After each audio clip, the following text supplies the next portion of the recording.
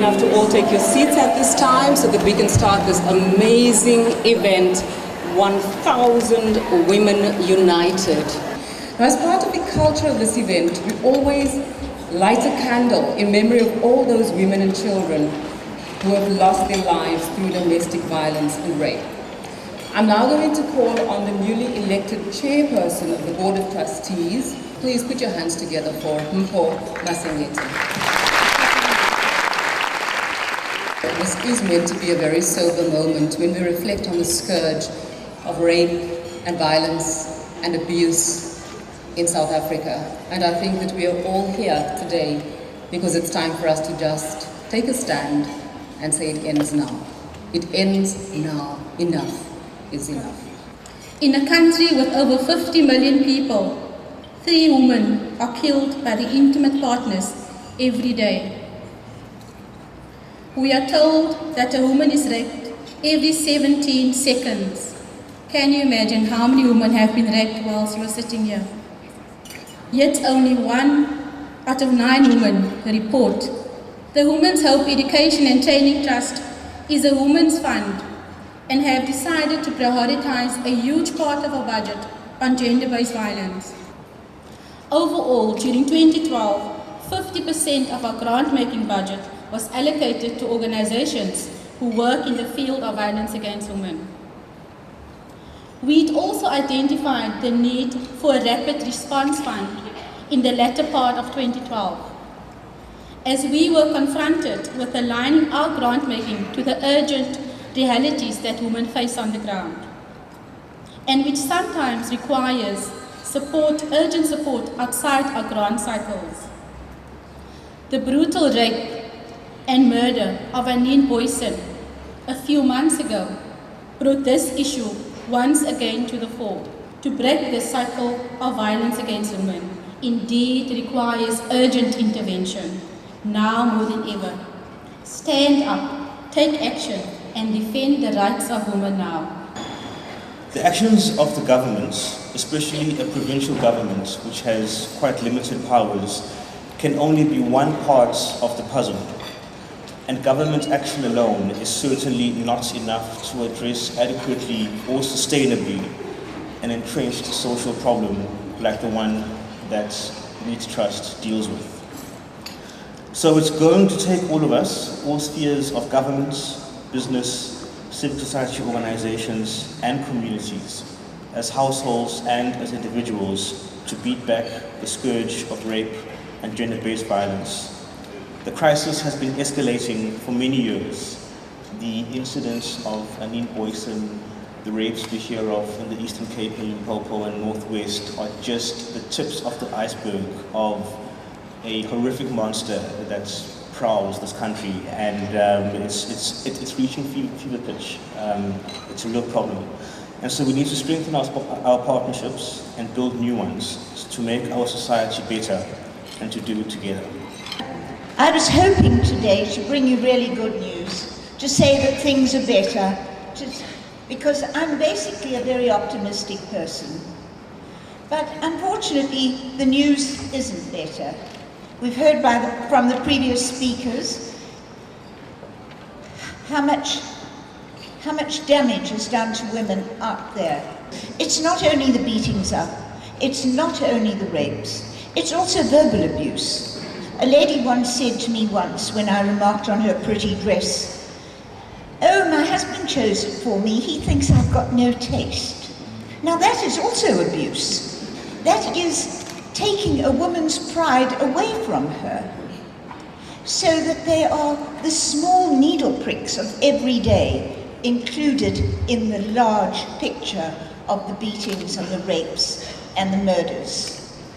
President Bush Senior, not Junior, Senior, said that America lives by 1,000 lights, 1,000 points of light, which are all the NGOs in America. It's not the government that keeps the country going, it's 1,000 points of light. Now, if that's true of America, it is so true here in South Africa. The work done by We Trust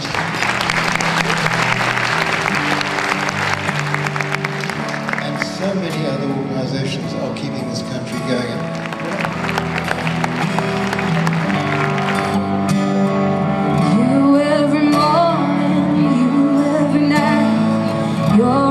soul and my heart and my life.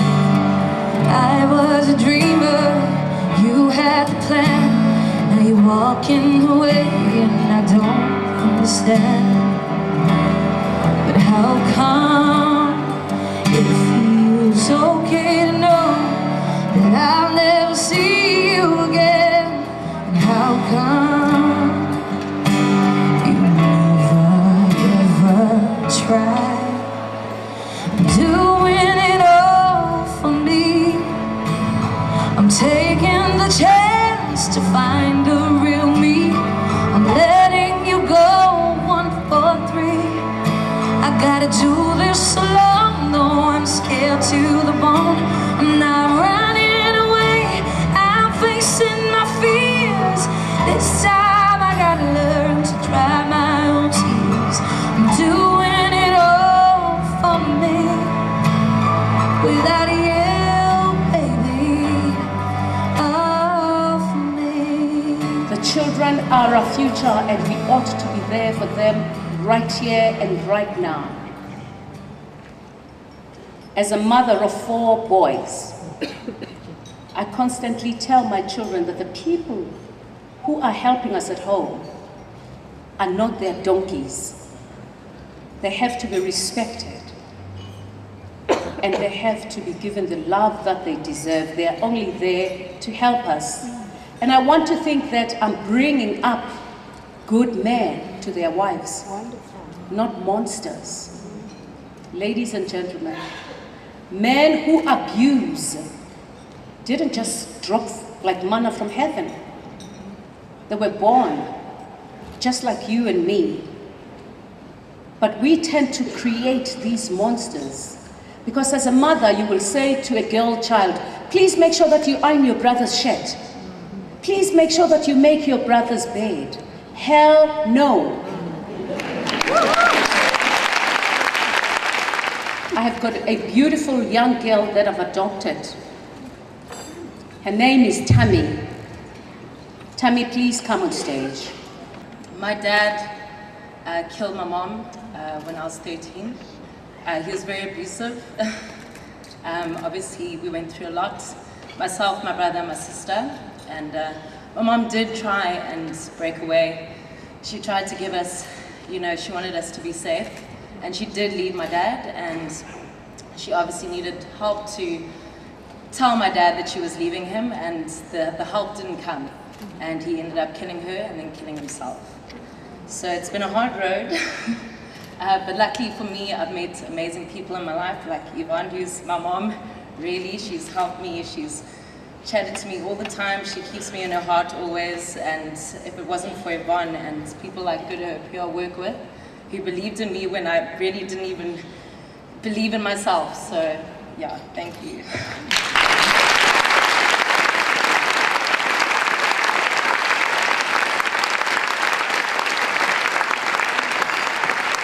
So ladies and gentlemen, it does happen. We've seen it, we've heard it.